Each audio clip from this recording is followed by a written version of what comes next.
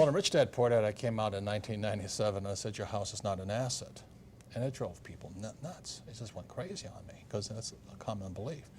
But when you can't make your house payments, you find out it's the biggest liability you got in many of the times. It's turned out to be very much more correct than you even thought. Right. When you look at what's happened to home prices. Right. And Donald and I love real estate. I love real estate. I think it's the best thing going, better than sliced bread. But if you're not smart with it, it's like a loaded gun. You know, you can protect yourself or you can kill yourself with it. So real estate is, to me, the best vehicle, but you've got to be smart with it because we're using debt. And debt is the two-edged sword out there. So you use debt, I use debt, but the more debt you use, actually you have to be smarter. So you can use debt to get richer. You can also use debt to wipe you out.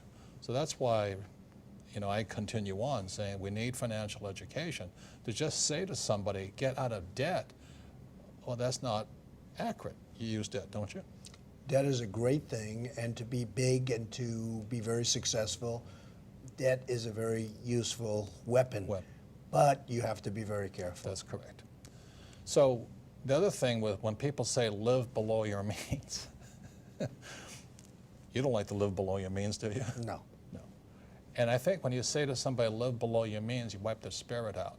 It's like saying somebody, if you want to lose weight, go on a starvation diet. It doesn't make you healthier to starve yourself.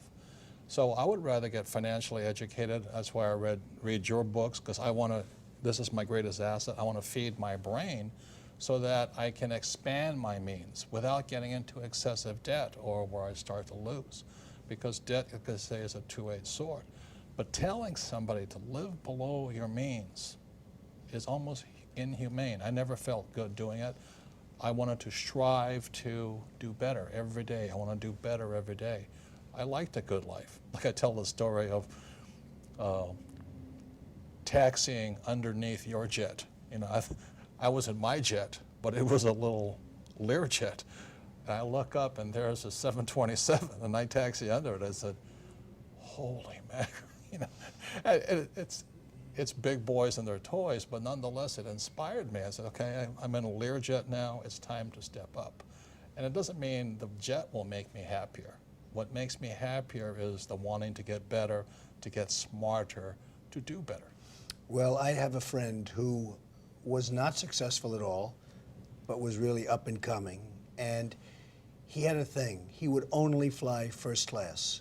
I'm not saying do this because for somebody it won't work, but he needed that mentally. Right. He wanted to fly first class because mentally he wanted to think he was the best, and that's it.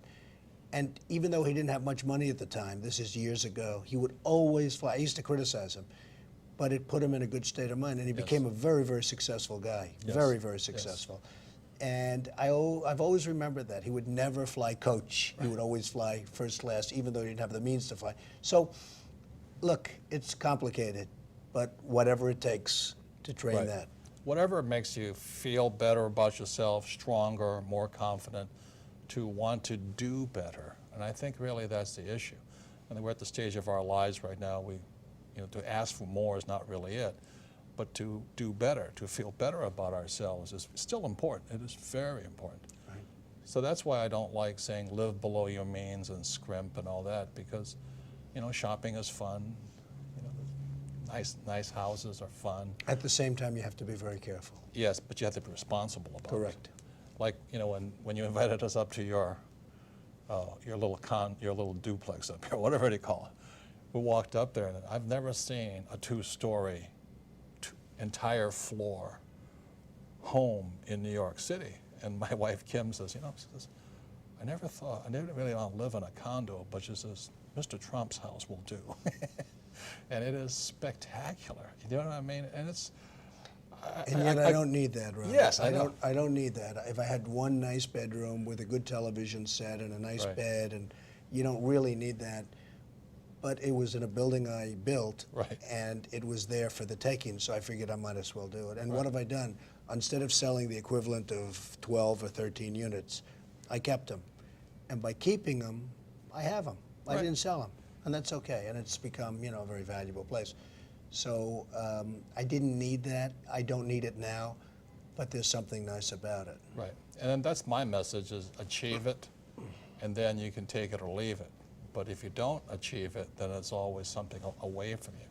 So again, that's why I be redundant about this, living below your means. I don't think that makes your spirit happy. It kills your spirit.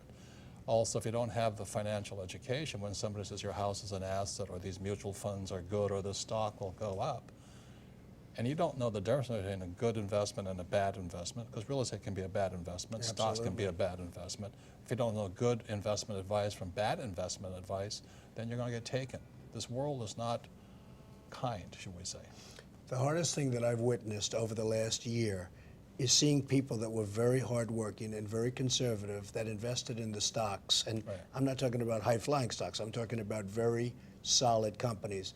And their net worth is 50% of what it was a year ago, and they haven't done anything wrong. Right. Now, they put their money in stocks, so I guess you could say that's wrong, but it's really not wrong, No. because historically that's been okay. So they went into conservative stocks, and a year later they're worth 50%, and all they've done is worked. And that's the hardest thing I've seen. It's tragedy. The thing that I want to say is this: you can invest in gold and lose money. You can invest in real estate and lose money. You can lose stocks and lose money. You can invest in oil and lose money. You can also make a lot of money in all those things. So really the reason we get together is because your financial intelligence, your financial IQ makes something valuable or not valuable. Like I said, you have to know a good investment from a bad investment, good advice from bad advice.